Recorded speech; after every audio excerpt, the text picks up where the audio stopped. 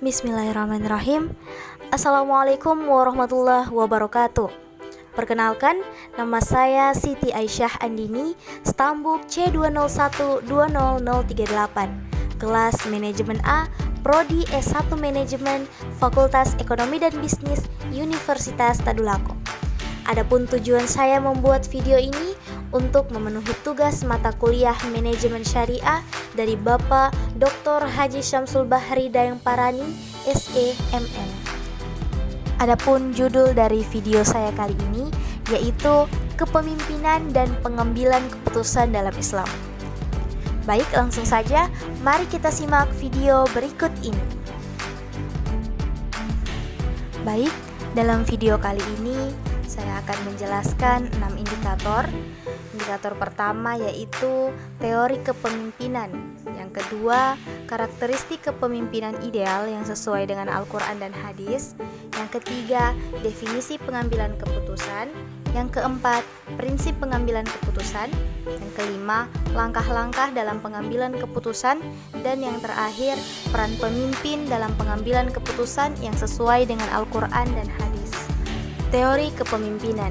Seperti yang kita ketahui bersama bahwa kepemimpinan adalah kemampuan seorang pemimpin dalam mengelola anggota tim dengan efektif dan efisien untuk mencapai tujuan bersama. Sedangkan kepemimpinan Islami merupakan keseimbangan antara kepemimpinan dengan konsep duniawi maupun konsep ukhrawi. Menggapai tujuan yang hakiki lebih dari sekedar tujuan organisasi yang bersifat sementara. Menuntut komitmen tinggi kepada prinsip-prinsip Islam dan menempatkan tugas kepemimpinan tidak sekedar tugas kemanusiaan yang dipertanggungjawabkan hanya kepada anggota saja, melainkan juga di hadapan Allah Subhanahu wa taala. Karakteristik kepemimpinan ideal yang sesuai dengan Al-Quran dan hadis. Di dalam Islam, seorang pemimpin yang baik adalah pemimpin yang memiliki sekurang-kurangnya 4 sifat atau 4 karakteristik dalam menjalankan kepemimpinannya, yakni yang pertama sidik atau jujur sehingga ia dapat dipercaya. Yang kedua tablik atau penyampai dalam kemampuan berkomunikasi dan bernegosiasi. Dan yang ketiga amanah atau bertanggung jawab dalam menjalankan tugasnya. Dan yang keempat adalah fathanah atau cerdas dalam membuat perencanaan, visi, misi, strategi, dan mengimplementasikannya. Definisi pengambilan keputusan. Pengambilan keputusan adalah proses memilih atau menentukan berbagai kemungkinan di antara situasi-situasi yang tidak pasti. Pembuatan keputusan ini terjadi dalam situasi-situasi yang meminta seseorang harus membuat prediksi ke depan. Memilih salah satu di antara dua pilihan atau lebih, membuat estimasi mengenai frekuensi perkiraan yang dapat terjadi. Pengambilan keputusan adalah suatu pendekatan yang sistematis terhadap hakikat alternatif yang dihadapi dan mengambil tindakan yang menurut perhitungan merupakan tindakan yang paling cepat. Prinsip pengambilan keputusan. Prinsip-prinsip pengambilan keputusan dalam Islam adalah sebagai berikut. Yang pertama yaitu niat. Rambu pertama ini didasarkan pada hadis masyhur yang diriwayatkan oleh Bukhari Muslim. Amal itu tergantung pada niat dan seseorang hanya mendapatkan sesuai niatnya. Rambu kedua adalah bermusyawarah. Rambu kedua ini banyak dibahas dalam ayat-ayat Al-Quran, diantaranya pada surah Ali Imran ayat ke-159 yang berbunyi, dan bermusyawarahlah dengan mereka dalam urusan itu.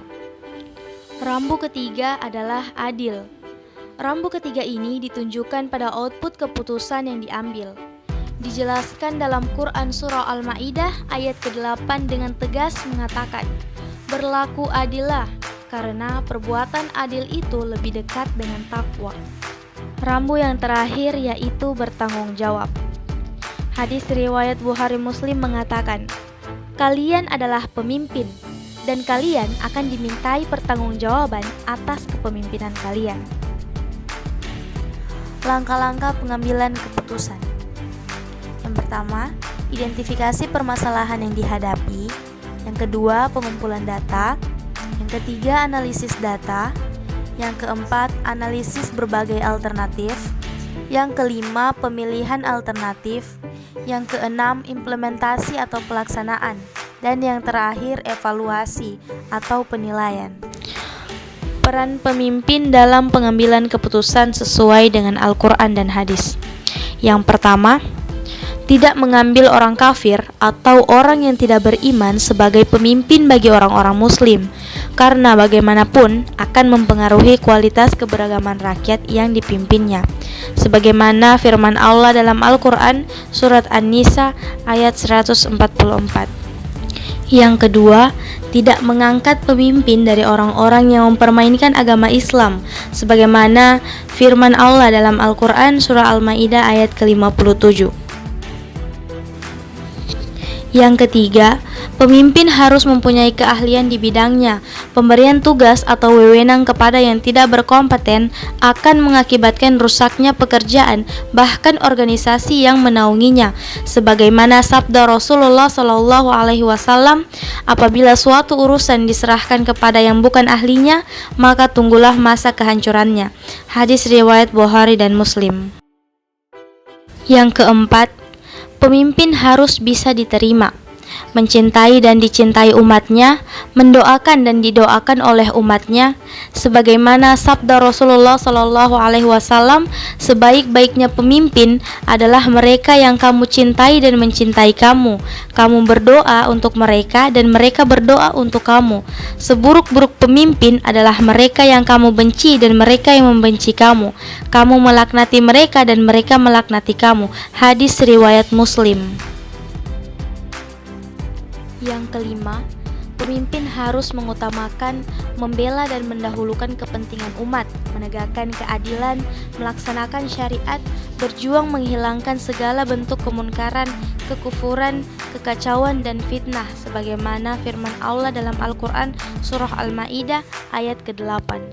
Dan yang terakhir adalah pemimpin harus memiliki bayangan sifat-sifat Allah Subhanahu wa taala yang terkumpul dalam Asmaul Husna dan sifat-sifat Rasul-Rasulnya. Itulah tadi video dari saya.